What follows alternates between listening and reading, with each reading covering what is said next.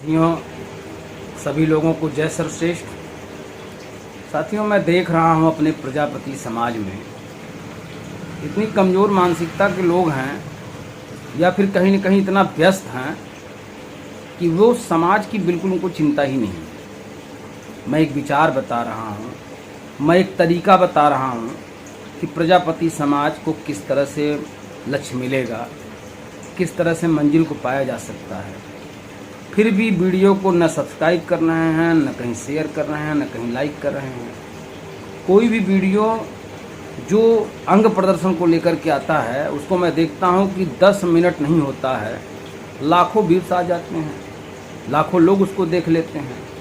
अपने प्रजापति समाज में 24 घंटे के बावजूद भी आप देखेंगे तो 50 लोग, 54 लोग, 40 लोग यही देखते हैं। हालांकि वो 40 लोग बहुत प्रयास करते हैं, शेयर भी करते हैं, शेयर करने के बावजूद भी वीडियो कोई देखता नहीं। क्यों? क्योंकि या तो हमारा समाज बहुत समझदार है, या तो बददिमाग है, या तो कहीं फंसा हुआ है।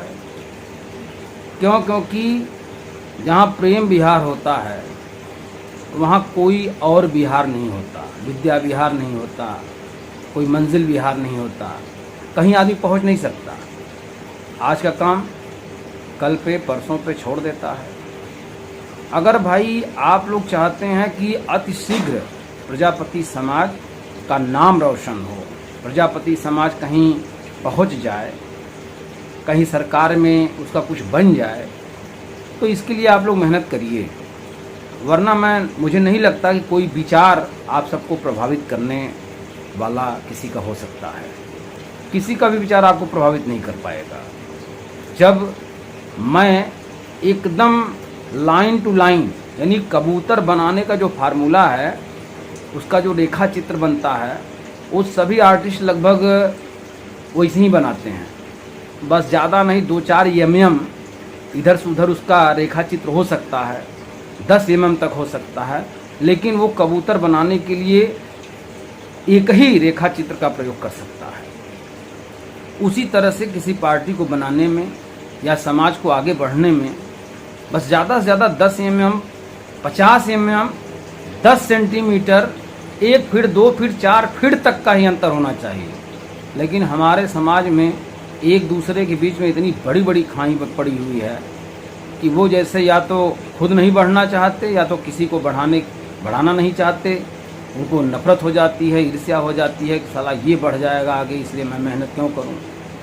और अकर्मण्य लोग वैसे भी चाहते हैं कि जितने आराम से बैठ के मिले खाने को, जितने आराम से एसी में बैठे रहना पड़े, जितना आराम से अपने बिस्तर पर रहना पड़े, पंखे की हवा लेना पड़े, धूप का सामना न करना पड़े, बरसात से भीगना न पड़े, जाड़े में ठिठुरना न पड़े।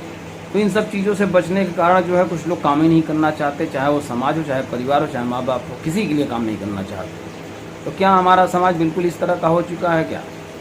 अरे अन्य समाज से सबक और सीख लेने की ज़रूरत थी कि उन लोगों ने अगर मेहनत नहीं किया होता। देखिए साथियों, मैं समाजवादी पार्टी में था, मैंने देखा है कि समाजवादी पार्टी में जो पूर्ण रूप से समर्पित था, जुड़ा हुआ था, चाहे वो छोटा बच्चा हो, चाहे वो लूला अपाहिज रहा हो, पूरी तन्मयता, पूरी बेग के साथ, पूरे जोश के साथ समाजवादी पार्टी के झंडे को गांव-गांव, गली-गली, शहर-शहर और ज़िले-ज़िले तक पहुंचाया है। लेकिन अपने प्रजापति समाज के लोगों को लगता है कि अगर मैं यार थोड़ा सा इंटरेस्ट ले लूँगा इनसे, तो यार काम करना पड़ेगा। और काम है तो कोई नहीं करना चाहता, बिना काम किए कुछ हासिल भी तो नहीं होगा। तो भैया रोना आपको लिखा है ईश्वर ने, तो क्या करेगा कोई। जब आपकी नसीब ही ब्रह्मा ने लिख दिया है कि नीचे ही रहोगे आप लोग, तो आप लोग भी प्रयास नहीं करोगे कि नहीं उठेंगे, तो कोई क्या कर लेगा। कोई आपका ये पकड़ करके उठाएगा नहीं, बाँह पकड़ के चलो भैया हम आपको कुछ दिलाते हैं। जो दिलाना भी चाहेगा पहले अपने हासिल करना चाहेगा, जब उससे उबर जाएगा तब शायद आपके बारे में सोचेगा। तो ऐसे बहुत से नेता मंत्री हैं, सभी लोग पहले अपने बेटे के बारे में सोचेंगे, पहले अपने भाई के बारे में सोचेंगे, पहले अपने पत्नी के बारे में सोचेंगे, तब उनके पीछे लगे वाले जो लोग हैं उनके बारे में तब वो सोचेंगे। हमारे समाज के बहुत से बंदे दूसरे विधायक, सांसद, मंत्री के पीछे लगे हुए हैं, और जब भैया पहले वो अपना भर लेंगे तब तो आपके बारे में सोचेंगे। लेकिन यहाँ मैं राजेश प्रजापति आप सबके बारे में सोच रहा हूँ, आइए लगिए और लग करके चलिए, सत्ता में कुछ न कुछ अपनी जगह बनाई जाए, कुछ न कुछ हासिल किया जाए, तब जा कर के समाज को कुछ दिया जा सकता है। तो साथियों, इन बातों को समझिए, अपनी अकर्मण्यता को त्यागिए, काम कीजिए, क्योंकि बिना आपके काम किए बिना ये समाज आगे नहीं बढ़ेगा। समाज के मैं हर व्यक्ति से मैं गुजारिश नहीं कर रहा हूँ, मैं फोर्सली कह रहा हूँ कि आप लोग ऐसा कीजिए, और नहीं करना है तो भाड़ में जाइए। आपका तो नसीब खराब हो ही चुका है, बच्चों का भी भविष्य खराब कर दीजिए। इसके अलावा आप कर क्या सकते हैं? अपनी अपाहिजपना, अपनी अकर्मण्यता कहीं न कहीं आने वाले पीढ़ियों के लिए बड़ा दुखदाई होगा। साथियों, इस बात को समझिए। मैं समझा सकता हूँ, केवल आपको गाली तो नहीं दे सकता, आपको गधा उल्लू नहीं कह सकता, क्योंकि अभी कह दूंगा तुरंत आप जो है हमारे ऊपर बिगड़ जाएंगे, क्योंकि आप बहुत नाजुक लोग हैं, मिट्टी का काम करने वाले हैं, मिट्टी से बने हुए लोग हैं। थोड़ा समझिए।